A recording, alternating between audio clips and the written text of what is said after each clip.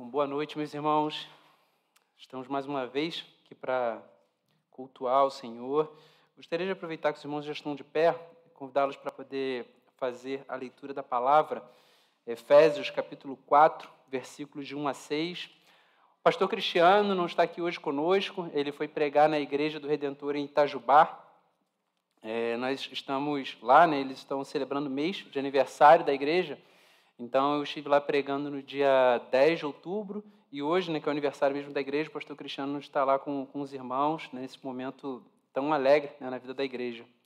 Gostaria também de dar as boas-vindas àqueles que nos visitam, caso tenham entrado depois da abertura do culto. É uma alegria recebê-los. Efésios, capítulo 4, versículos de 1 a 6. Hoje nós chegamos à nossa última pregação da nossa série Emoções. E hoje, né, a emoção que nós abordaremos hoje é o amor.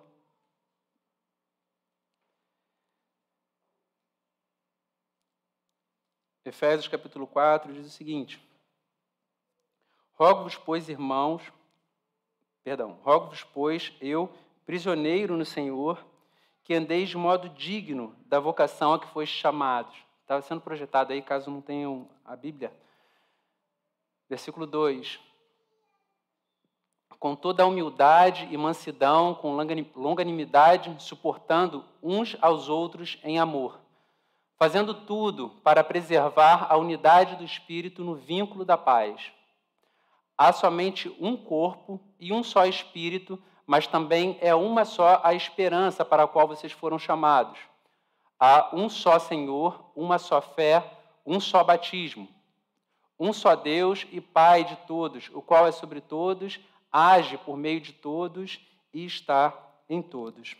Vamos orar. Deus, nós te louvamos, Deus, e te bendizemos, porque conforme o irmão André falou no início, Deus, nós temos vivido dias, Deus, de muitas lágrimas, tudo que nós temos visto, Deus, nas mídias sociais, enfim, na imprensa, Deus, em dias de tanta dor, tanto sofrimento, mas, Deus, nós louvamos o teu nome, Senhor, porque o Senhor continua sentado no trono. Deus amado, essa verdade poderosa, Deus, aquieta o nosso coração, porque o Senhor é descrito como a rocha, como eu sou, como aquele em que não há sombra de variação. Então, Deus, nós te louvamos por isso. Deus amado, nós te pedimos que a tua graça, Deus, seja manifesta de forma muito especial nessa noite. Fala conosco, Deus, através da tua palavra. Deus, que nesse tempo em que estaremos meditando nas Sagradas Escrituras, Deus, que o Espírito Santo possa falar, Deus, aos nossos corações, aplicar poderosamente, Senhor, a tua palavra, as riquezas, Deus, contidas nas Sagradas Escrituras em nossas vidas. Deus amado, em nome de Jesus Cristo, Deus, nós oramos. Amém, Senhor. Amém. Os irmãos podem se assentar. Esse texto que nós acabamos de fazer a leitura, essa porção, né, de Efésios, existe um consenso em que esse trecho ele aborda, né, de forma muito emblemática o tema da unidade, falando sobre unidade. Só que eu farei novamente aqui a leitura, peço que os irmãos acompanhem, de versículos 2 e 3. Os versículos 2 e 3 dizem o seguinte: com toda a humildade e mansidão, com longanimidade, suportando-vos uns aos outros em amor. Então, ao falarmos de amor, por vezes, né, nos vem à mente aquelas cenas, né, românticas, né, protagonizadas por um casal bem bonito, né, um galã, uma mocinha de cinema, em geral, né, um cenário, uma fotografia fantástica. Mas é importante que a gente pense o amor para além disso. O amor não é somente um impulso, né, emocional. O amor, ele tem um componente de avaliação, tem um componente lógico mesmo, porque quando a gente pensa, por exemplo, na relação com nossos filhos, eu gosto muito de pensar em amor nesse aspecto, nós não pensamos no nosso, não agimos, né, com nossos filhos somente por impulso. Para nós demonstrarmos o amor por nossos filhos, nós demonstramos através do cuidado que nós temos com eles, planejando alimentação, vestimenta, onde vão estudar, como vão estudar, o lugar onde vão vestir, o lugar onde vão dormir. Então, a gente percebe que nós manifestamos esse amor de forma lógica. A gente pensa como vai manifestar esse amor. A gente não simplesmente vive dando abraços, beijos enrompantes de amor e o amor se resume a isso. Então, quando a gente olha para esse texto e que tem como um objetivo geral tratar de unidade, eu chamo a atenção dos irmãos para os versículos 2 e 3, porque quando nós falamos de unidade, nós não podemos esperar que isso aconteça de forma mecânica. Por exemplo, quando a gente vai ao mercado, né, vê lá um pacote de café embalado a vácuo, a gente vê tudo compactado, só que é fácil fazer isso, né, porque trata-se de algo inanimado. Então, você prensa aquilo, junta e pronto. Aqui na igreja não tem como nós trancarmos as portas e dizermos, vamos viver aqui em unidade, e pronto. Então, a unidade é algo que necessita de construção. Talvez, quando a gente começa a pensar sobre isso, sobre a ideia de ir construindo paulatinamente, a gente vai percebendo que isso dá trabalho. Talvez você não esteja muito familiarizado, né, com construção civil, mas, de forma geral, né, todo mundo tem a ideia de que para poder unir, né, os elementos estruturais, tijolo, ferro, as vigas, é necessário que haja areia, cimento, água, em alguns casos pedra, para que a coisa venha da liga. Então, da mesma forma, o apóstolo Paulo, quando ele fala aqui sobre unidade, ele não diz simplesmente tenham unidade, mas, como eu falei, ele fala sobre humildade, mansidão, com longanimidade, suportando-vos uns aos outros em amor. É certo que é consensual a ideia de que unidade é algo desejável, fantástico termos unidade na nossa família, termos unidade no ambiente profissional, termos unidade na igreja. Só que, quando a gente olha para a narrativa bíblica, a gente percebe que já no Éden houve uma fissura para que essa unidade acontecesse de forma natural. Quando Eva peca, a gente percebe que aquela que Adão tinha declarado como sendo osso dos meus ossos, carne da minha carne, ele começa a apontar para ela e diz, bom, foi a mulher que tu me deste, Senhor, que fez com que eu pecasse, que eu comesse do fruto. Certa vez eu estava colaborando, né, numa escola, algo como se fosse uma escola bíblica de férias.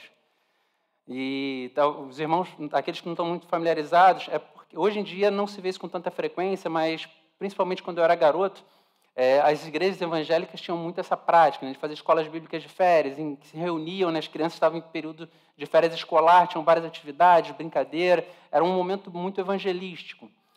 E certa vez eu fui colaborar num evento desse de férias e chamaram um rapaz para poder dirigir os momentos recreativos com as crianças. E quando chegou lá, né, para iniciar a brincadeira, ele deu um balão para cada criança, as crianças encheram, ele deu um nó e depois deu um palito de dente para cada uma. E ele falou o seguinte, olha só, ao final da brincadeira, a criança que tiver com um balão vai ganhar um prêmio. Então, as crianças com um balão e um palito de dente, e ele falou que ganharia um prêmio, a criança que estivesse com um balão cheio. Imediatamente, as crianças começaram a estourar os balões umas das outras, uma correndo atrás da outra, estourando o balão. Depois, no final, ele falou assim, quem falou para vocês que vocês precisavam estourar o balão da outra para poder ganhar o prêmio?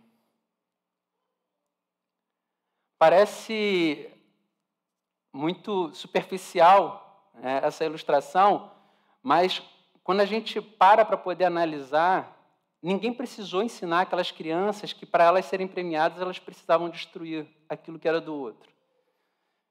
Essa foi a inclinação natural delas. Por que elas não pensaram, bom, vamos cuidar dos balões de todo mundo para que todo mundo fique com seus balões íntegros e no final todos ganhem o prêmio? A gente percebe que no coração humano tem uma tendência natural à disputa, a tentar superar, a vencer o outro, a levar a melhor sobre o outro. Então, quando a gente para e pensa nessa micro-representação, que foi essa atividade lúdica com crianças, e a gente olha, por exemplo, o que acontece com países, o que acontece dentro do nosso país, porque seria uma sandice a gente, analisando friamente, a gente falar assim, bom, dentro de um país é uma só nação, um só povo, uma só língua, então é racional que todos militem para que todos possam viver bem. Só que a gente percebe o absurdo que é. O quanto é cansativo a gente ter que olhar no noticiário, ter que ficar fazendo todo o tempo a exegese para tentar descobrir quem mente menos. Aí você para e analisa, bom, mas isso acontece no país. Será que isso acontece no país? Como é o nosso ambiente no nosso condomínio? Como é o ambiente na nossa família? No nosso ambiente de trabalho? Como se dão as relações humanas? Será que nós estamos o tempo todo procurando cuidar uns dos outros? Ou será que nós estamos o tempo todo tentando provar que somos melhores que outros, tentando obter vantagens em cima de outras pessoas, tentando mostrar o quanto temos coisas mais legais, mais bonitas, as viagens mais bacanas, os filhos mais inteligentes, os casamentos mais felizes? Então, a gente vai se dando conta que, na verdade, existe um problema no coração humano que faz com que a unidade não seja algo natural, mas se torne um desafio para que vivamos assim. Algo que talvez fosse racional, né? Se todos vivessem felizes, né? Todo mundo ficaria feliz, seria bom para todo mundo. Mas a gente olha que a unidade é um desafio para a gente. As Sagradas Escrituras falam em muitos momentos sobre a necessidade de atentarmos para a unidade. Jesus Cristo, na oração sacerdotal, como ficou conhecido em João, no capítulo 17, ele já está na reta final do seu ministério e ele investe um longo tempo orando ao Pai para que os discípulos tivessem unidade. E ele diz, não oro só por estes, mas por todos aqueles que vierem a crer no meu nome. Então, Cristo já orava por mim e por você para que nós tivéssemos unidade. Então, se Cristo orava por isso, certamente isso seria um desafio para a igreja. E o apóstolo Paulo, quando ele preconiza o cuidado com a unidade, ele aponta para alguns elementos que devem ser utilizados na construção da unidade. E como a gente viu, o amor é um desses elementos. Ele fala, suportai-vos em amor. Suportai-vos em amor. Então, quando a gente vê o apóstolo Paulo apontando para a necessidade de nós nos suportarmos em amor, então é interessante, é relevante nós pensarmos o que as Sagradas Escrituras falam sobre amor, que tipo de amor que o apóstolo Paulo está mencionando. Certamente não é esse amor que a gente descreveu no início, esse amor hollywoodiano, cinematográfico, mas é um amor diferente. Quando nós, na nossa série passada, Ser e Pertencer, quando nós meditamos no capítulo 13 de 1 Coríntios, em que o apóstolo Paulo fala sobre o amor, e ele fala sobre a fé, a esperança e o amor, que é o caminho mais excelente. Ele fala, mas entre estes, o amor é o maior. Então, quando a gente percebe o apóstolo Paulo enfatizando, dando tanta ênfase, tanto destaque para o amor, é porque a fé e a esperança, quando nós estivermos com Cristo, elas não serão mais necessárias. Elas desvanecerão. Não faz sentido nós termos fé e esperança no momento em que nós estivermos face a face com Deus. Só que o amor, ele é transcendente. Daquilo que Paulo está descrevendo em 1 Coríntios, no capítulo 13, só o amor vai perdurar na glória. Porque nós viveremos numa harmonia eterna de amor juntamente com a Trindade, conforme também foi lido na pergunta 52 do Catecismo no início do culto. Então, o amor é o maior deles. Quando a gente olha, por exemplo, para João, que era descrito, né, como o apóstolo amado, João diz, em 1 João, capítulo 4, versículo 8, gostaria de convidá-los a abrir a Bíblia nesse texto para que a gente possa ler juntos. Peço perdão, eu não separei esse texto para a projeção, mas eu acho interessante nós fazermos a leitura. E em Colossenses também, os irmãos abram em 1 João 4, 8, mas em Colossenses 3, versículo 14, o apóstolo Paulo diz que o amor é o vínculo da perfeição. Mas em 1 João 4, 8, ele diz: aquele que não ama não conhece a Deus, porque Deus é amor. E é interessante esse destaque dado pelo apóstolo João, porque nas Sagradas Escrituras a gente percebe que, por vezes, Deus recebe diferentes nomes. Num determinado momento, Deus é conhecido como o Jeová Rafá, o Deus que cura. Em outro episódio, ele é descrito como o Jeová Jirê, aquele que entra com provisão. O Deus que é um Deus provedor, que sustenta o seu povo, que cuida do seu povo. Jeová Nissi. Então, de acordo com a experiência que o povo de Deus ia tendo com o seu Senhor, eles atribuíam uma característica para o Senhor. O Deus que cura, o Deus que provê, o Deus que salva. Só que o apóstolo João, ele faz algo diferente. Ele não diz que é o Deus que ama. Ele diz que Deus é amor. Então, quando a gente para pensar sobre isso, que aquele apóstolo que era o apóstolo mais próximo de Jesus Cristo, que os outros apóstolos o descreviam como sendo o discípulo amado, ele aponta para Deus como sendo amor. Deus é amor. Quando a gente olha para isso no texto bíblico, é interessante que a gente pense o porquê de João ter chamado Deus de amor. Em teologia, a gente estuda os atributos divinos, mas quando ele diz não somente que Deus tem justiça, que Deus é um Deus misericordioso, mas quando ele fala que Deus é amor, é como se fosse algo parte da essência do próprio Deus. É como se todos os demais atributos, a justiça, a misericórdia, a bondade, a provisão, como se todos esses atributos fossem implicações lógicas desse maior atributo que faz parte da essência do nosso Deus. Deus em si é amor.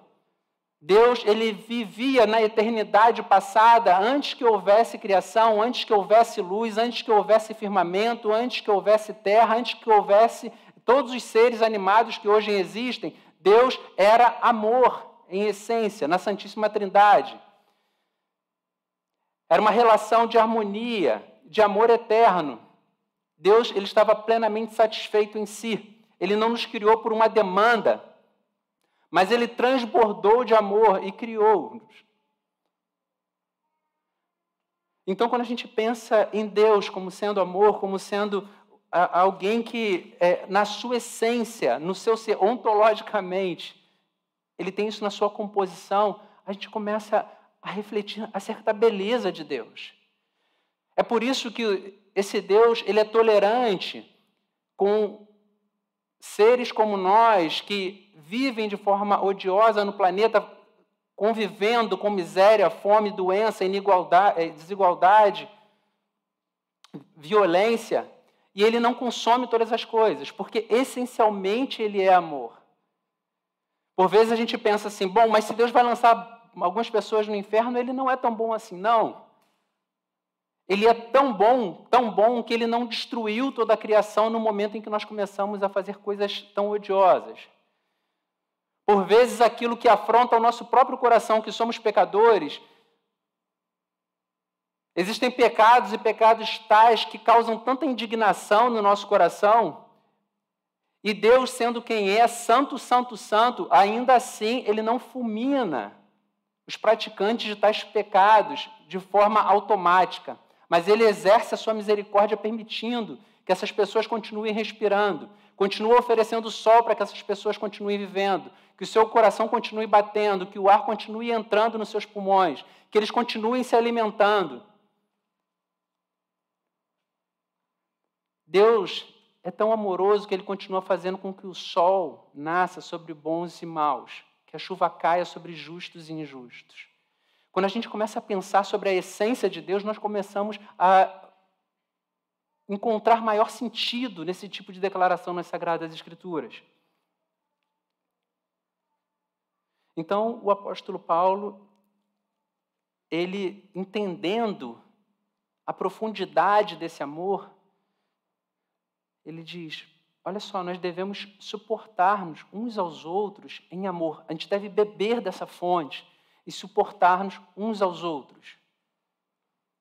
Então, se nós pensarmos esse suportar-nos uns aos outros, a partir de uma perspectiva meramente negativa, sobre a coisa de termos tolerância uns com os outros, isso ainda fará muito sentido. Porque quando nós pensamos acerca de quem nós somos, conhecendo como nós conhecemos o nosso próprio coração, sabendo dos momentos em que nós somos egoístas, sabendo dos impulsos que passam na nossa mente, das vezes que nós encolhemos a mão quando deveríamos ser mais misericordiosos, das vezes em que somos mais impetuosos quando deveríamos recolher as mãos, mesmo sabendo quem somos, entendendo que cada uma dessas ofensas é uma ofensa praticada contra um Deus infinitamente santo. Então, essa consequência, essa atitude merecia uma punição eterna. Esse Deus resolveu nos perdoar. Então, quando nós pensamos acerca da nossa própria ofensa diante de Deus, nós precisamos olhar para o próximo e entender que faz sentido nós sermos tolerantes com o outro. Porque que perdão eu posso dispensar ao outro que possa ser maior do que o perdão que eu mesmo recebi?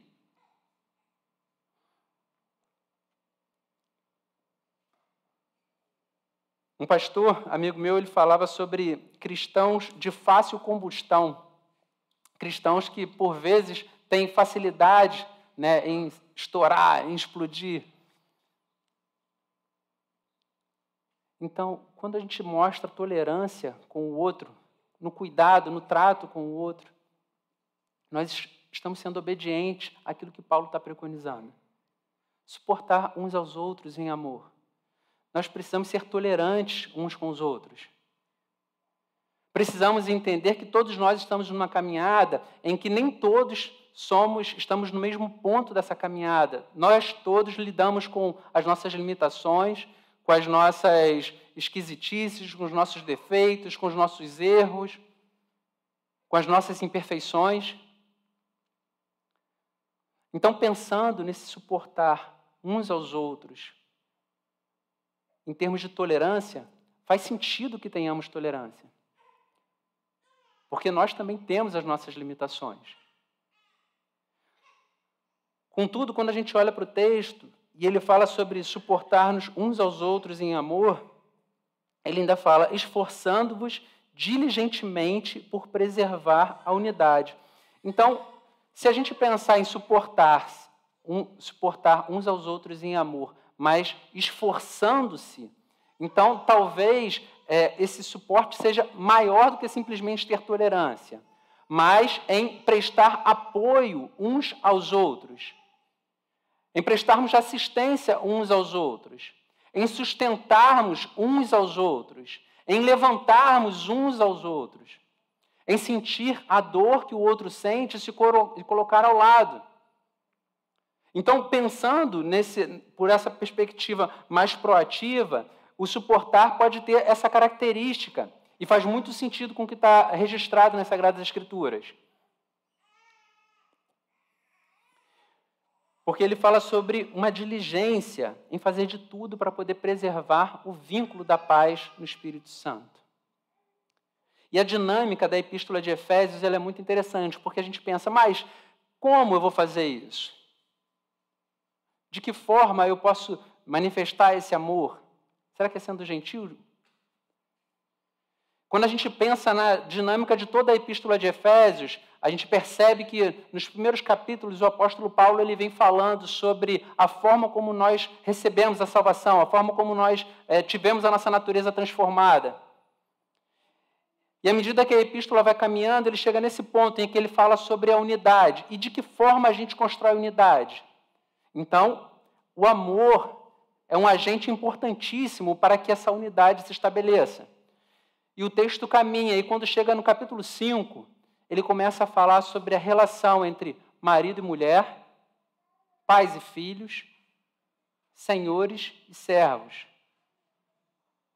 Ou seja, tudo que nós nos deparamos antes na epístola de Efésios, e isso, principalmente nesse ponto em que a gente está lendo, falando sobre unidade, Paulo ele está criando o alicerce para o que ele vai falar mais à frente. Por quê?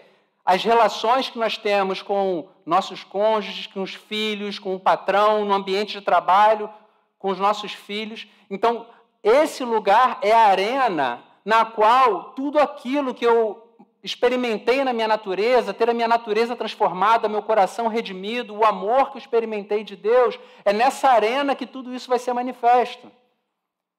Não faz sentido eu pensar em manifestar meu amor só em termos celestes, só em termos etéreos. De que forma eu vou evidenciar para o mundo que essa natureza foi transformada se eu sou uma pessoa extremamente iracunda? Se os meus filhos não conseguem ver traços de nova criatura em mim? Se a minha esposa entende como sendo um alívio os momentos que eu estou ausente da minha casa? Então, ele descreve que cada uma dessas relações são oportunidades para que a gente possa manifestar um pouco desses ingredientes que constroem a unidade, especialmente o amor. E ele fala para as esposas: sejam submissas aos vossos maridos. Vocês querem manifestar de forma bela a nova transformação que vocês vivenciaram, esse amor que vocês experimentaram? Usem esse amor suportando-vos uns aos outros. Comece com seu marido.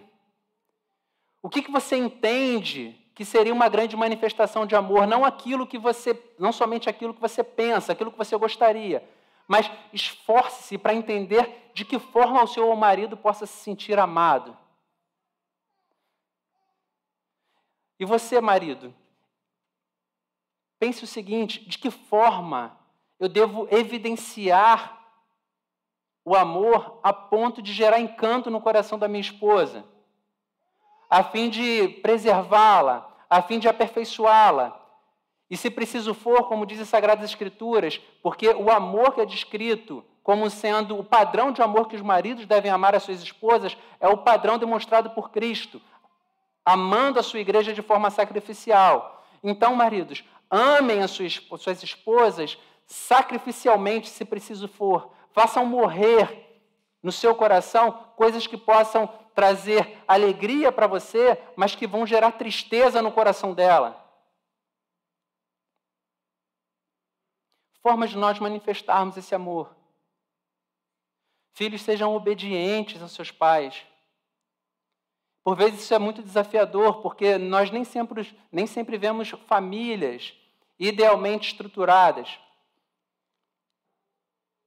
Só que eu conheço vários exemplos de filhos que, ainda que as circunstâncias o empurrassem para um testemunho muito ruim, eles escolheram ser obedientes a seus pais, honrando-os, e experimentaram do cuidado de Deus, como o apóstolo Paulo fala também nessa epístola em Efésios, do 5º mandamento, que é o primeiro mandamento com promessa.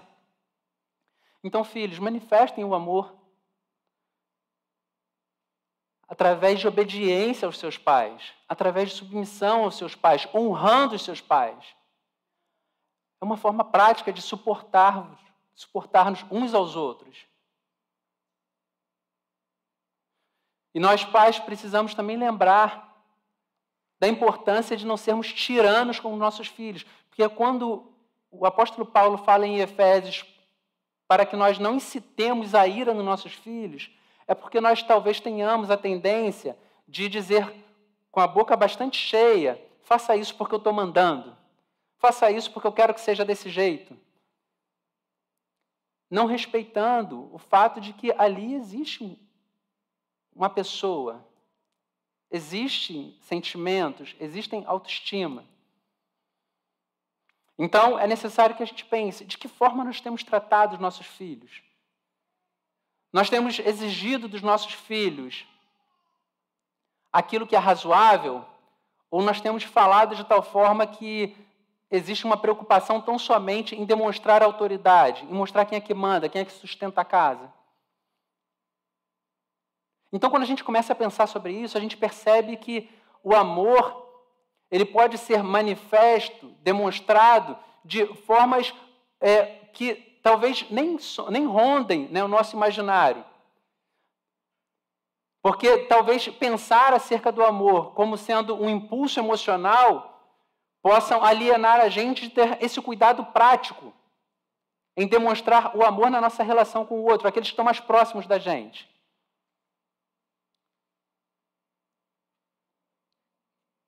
Quando a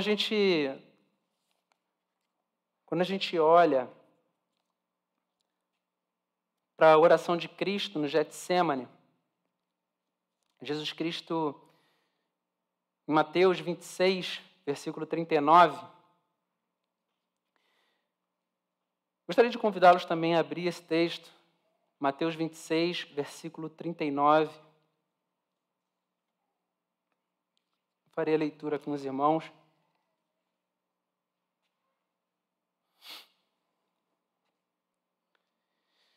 Mateus 26, 39 diz o seguinte: indo um pouco mais adiante, prostrou-se com o rosto em terra e orou: meu Pai,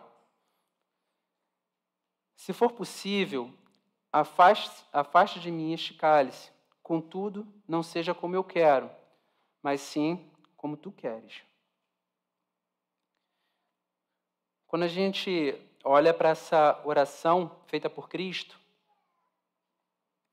a gente precisa refletir acerca do seguinte: será que se o amor fosse simplesmente um impulso, um rompante emocional de um sentimento, analisando essa oração de Cristo, será que Cristo iria para a cruz? Nós cantamos todos juntos, né? Os cravos em suas mãos, seu sangue. Então, Cristo, sabendo daquilo que o esperava, sabendo que experimentaria alguma das emoções que a gente abordou aqui ao longo dessa série, experimentaria a ira do Pai, experimentaria vergonha, estava experimentando medo, experimentaria solidão, experimentaria a frustração por ser abandonado por todos aqueles que caminhavam ao seu lado, experimentaria aquilo que seria insuportável para qualquer um de nós, porque suportaria a angústia de olhar para os céus e se sentir esvaziado da comunhão com o Pai. Cristo declarando: Pai, por que me abandonaste? Então, quando a gente olha para essa oração de Cristo,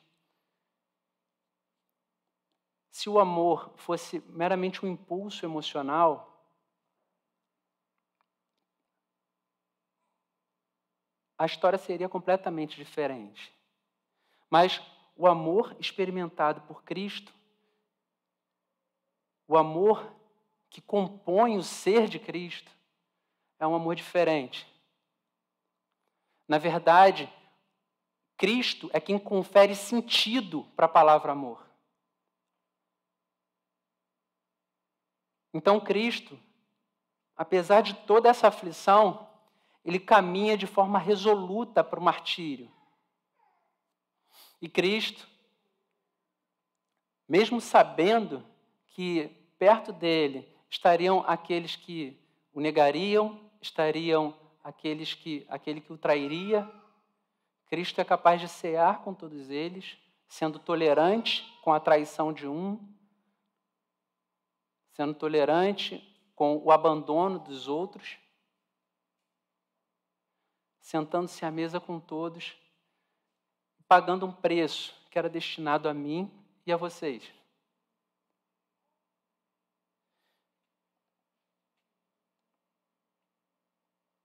João 15 diz: ninguém tem amor maior do que aquele que dá a sua vida pelos seus amigos. Então, o amor de Cristo, ele se manifesta poderosamente na cruz em favor de mim, em favor de vocês. Então é necessário, meus irmãos, que a gente, na nossa caminhada cristã, a gente possa ter uma percepção bíblica acerca do que é amor.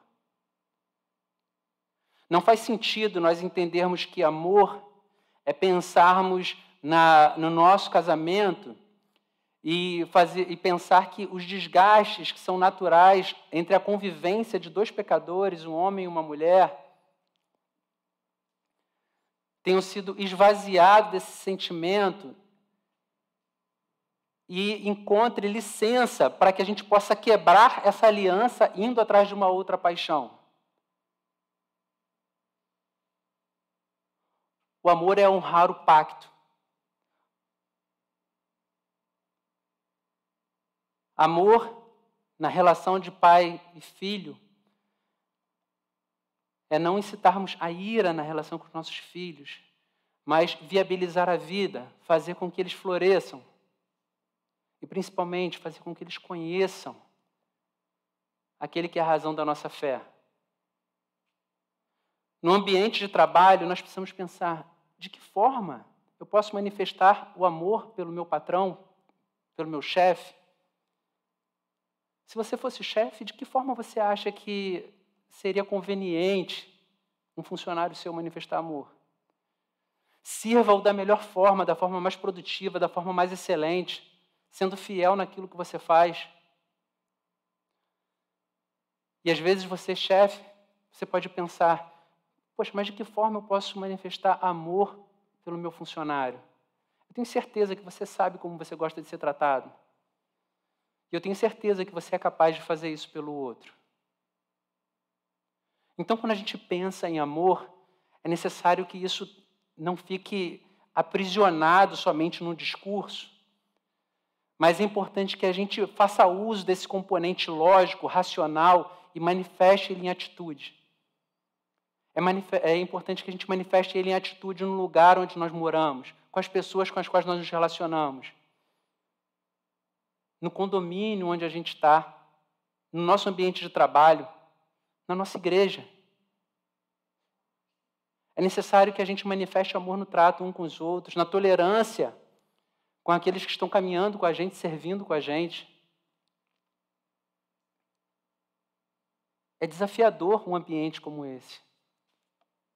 O pastor Antônio Carlos, que é alguém que eu tenho profunda gratidão, por conta de tudo que eu pude ouvi-lo pregando, ele falava sobre o quanto é desafiador viver comunitariamente na igreja. Pessoas de formação acadêmica diferente, níveis sociais diferentes, econômicos diferentes, histórias familiares diferentes e todo mundo caminhando junto. Então, só a graça para nos mantermos juntos. Só o amor de Cristo para nos mantermos caminhando assim. Então, que a gente possa se apropriar desse amor. E quando, nas nossas falas, nas nossas atitudes, a gente esquecer dele, olhe para a cruz. Porque Cristo, ele disse, um novo mandamento vos dou. Porque antes era amar ao seu próximo como a ti mesmo. Só que agora ele fala assim, um novo mandamento vos dou. Amem-se uns aos outros, como eu vos amei.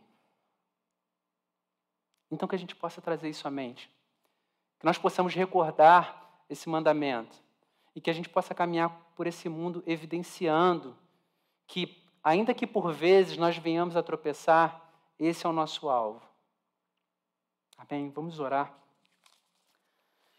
Santo Deus, nós louvamos o Teu nome, porque olhar para a cruz,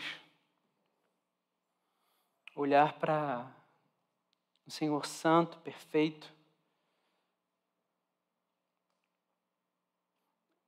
conforme falamos, Deus, o Senhor confere sentido à palavra amor.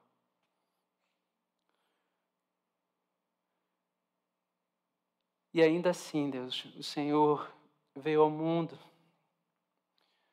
se fez homem, não somente se fez homem, Deus, mas se fez entre os mais humildes.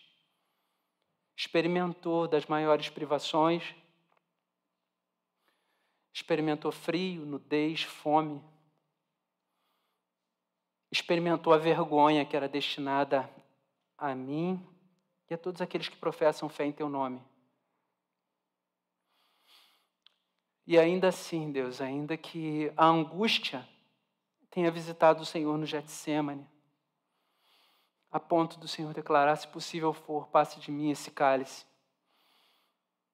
O Senhor, movido por amor, Deus, o Senhor abraçou a cruz, agarrou os cravos e comprou com teu sangue, Deus, a salvação da igreja. Deus, nós louvamos o teu nome por isso, Senhor. Pai amado, concede-nos graça, Senhor, para poder caminhar por esse mundo evidenciando esse mesmo amor, Deus, que nós experimentamos em Ti.